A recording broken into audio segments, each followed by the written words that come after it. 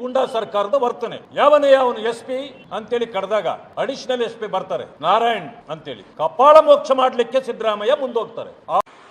ಹಿತಶತ್ರುಗಳಿರ್ತಾರಂತೆ, ಬಹಿರಂಗ ಶತ್ರುಗಳಿರ್ತಾರಂತೆ, ಅಂತರಂಗ ಶತ್ರುಗಳಿರ್ತಾರಂತೆ. Additional SP ಒಂದು ಹೆಜ್ಜೆ ಹಿಂದೆ ಹೋಗ್ತಾರೆ. ಹೋಗಿಲ್ಲ ಅಂದ್ರೆ ಇವತ್ತವರಿಗೆ ಕಪಾಳ ಮೋಕ್ಷ ಆಗಿರ್ತಿತ್ತು. ಇವ್ರೇನ್ ತಿಳ್ಕೊಂಡಿದ್ದಾರೆ, ಪೊಲೀಸ್ನವರು ಇವರ ಗುಲಾಮರು ಅಂತ ತಿಳ್ಕೊಂಡಿದಾರ. ನಮ್ ಎಂಜಲು ನಮ್ ಉಚ್ಚೆ ಕುಡ್ದು ನಮ್ ಹೇಳ್ತಿದ್ದು ಬದುಕುದು ನನ್ನ ಮಕ್ಕಳು. ನೀವು ಸಾರ್ವಜನಿಕವಾಗಿ ಹಲ್ಲೆ ಮಾಡಲಿಕ್ಕೆ ಮುಂದಾದಂಥದ್ದು ಬಹಳ ದುರ್ದೈವದ ಪ್ರಸಂಗ. ರಾಜ್ಯದಲ್ಲಿರ್ತಕ್ಕಂಥ ಕೆಲವು ಗೂಂಡಾಗಳು ಪೊಲೀಸರನ್ನ ನಡು ರಸ್ತೆಯಲ್ಲಿ ಅಟ್ಟಾಡಿಸ್ಕೊಂಡು ಹೊಡೆಯುವಂತ ಪರಿಸ್ಥಿತಿ ಈಗಾಗಲೇ ಬಂದಿದೆ. ನೀವು ಒಟ್ಟಿಗೆ ಅಂತಂದ್ರಿ ಸರ್ ಅಂದಿನೇ ತಿನ್ನಿ ಹೋಗಿ ನೀವೇ ಕಣ್ಣ ಉಣ್ಬೇಕು.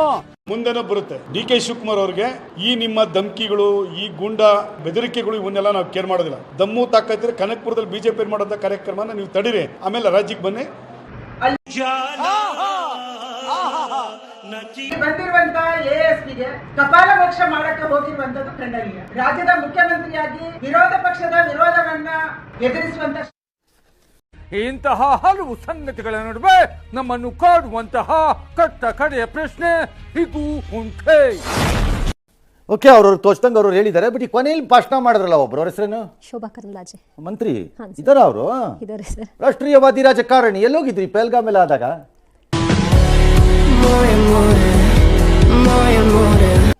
ಕೆಲವು ಸಂದರ್ಭದಲ್ಲಿ ಹಿಂದೂ ಓ ಈ ಅಂತ ಬಿಡ್ತಿರ್ತಾರೆ. ಹೌದು, ಕಾಣ್ಲೇ ಇಲ್ಲ.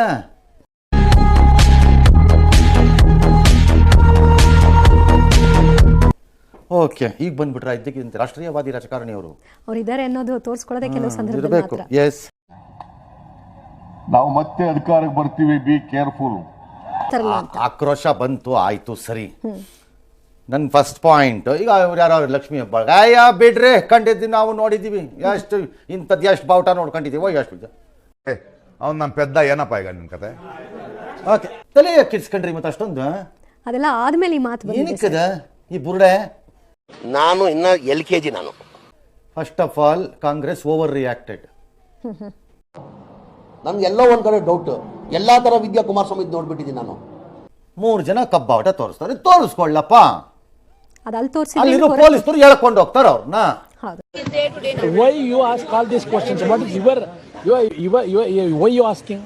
ಇದು ಎಷ್ಟು 1000 ಕಾರ್ಯಕ್ರಮದಲ್ಲಿ ನಡೆದಿಲ್ಲ ನಮ್ಮ ಜೀವನದ ಅನುಭವದಲ್ಲಿ? ಯಾರ್ಯಾರ್ದೋ ಹೆಸರುಗಳನ್ನ ಕೂಗೋದು ಏನೇನೋ ನಡೆದಿಲ್ವಾ? ಹಾಗೆ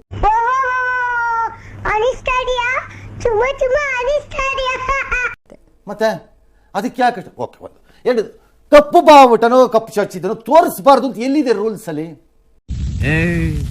ನೀನ್ 7 ಮಿಂಡ್ರಿ ಆದ್ರೆ ನಾನು 14 ಮಿಂಡ್ರಿ.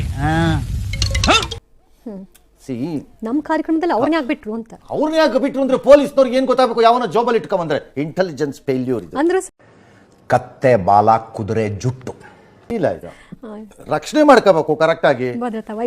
ಸುಮ್ಮನೆ ಪೆಲ್ಗಾಮ್ ಟೈಪ್ ಆಗ್ಬಿಡುತ್ತಾ? ರೈ ಯಾರೋ 8 ಜನ ಜೋಬ್ ಒಳಗಡೆ ಒಂದೊಂದು ಖರ್ಚಿ ಹಿಡ್ಕೊಂಡು ಕಪ್ಪುದು ಬಂದ್ಬಿಟ್ಟು ಅಲ್ಲಿ ನಿಂತ್ಕೊಂಡು ಹಿಂಗೆ ಅಳ್ಳಾಡ್ಸಿದ್ರೆ ಏನ್ರಿ ಮಾಡ್ತಾರೆ ಪೊಲೀಸ್ನವರು? ನಾನು ಈಗಲೇ ಹೇಳ್ಬಿಡ್ತೀನಣ್ಣ, ನನ್ನಂತ ಕಚಡ ನನ್ನ ಮಗ ಇನ್ನೊಬ್ಬನ ಹುಡ್ಕಕ್ಕಾಗಲ್ಲಣ್ಣ. ಯಾರನ್ನು ಹೆಂಗ್ ತಡೆಯಕ್ಕಾಗಲ್ಲ? ಹೆಂಗ್ ಗೊತ್ತಾಗಲ್ಲ ಹೇಗೆ ಸರ್? ಅದನ್ನೇ ಪಾಪ ಶಶಿ ತರೂರ್ ಕೇಳಿದ್ದು ಮೊನ್ನೆ ಪೆಹಲ್ಗಾಮಲ್ಲಿ. ಕುಡಿದು ಬಾರನೆ ಕುತ್ಕೊಂಡು ಹೆಂಗ್ ಬೇಕಾ ಫೋನ್ ಮಾಡಿ ಟಿಕೆಟ್ ಮಾಡ್ತೀರಿ ಇಡಿಯಟ್.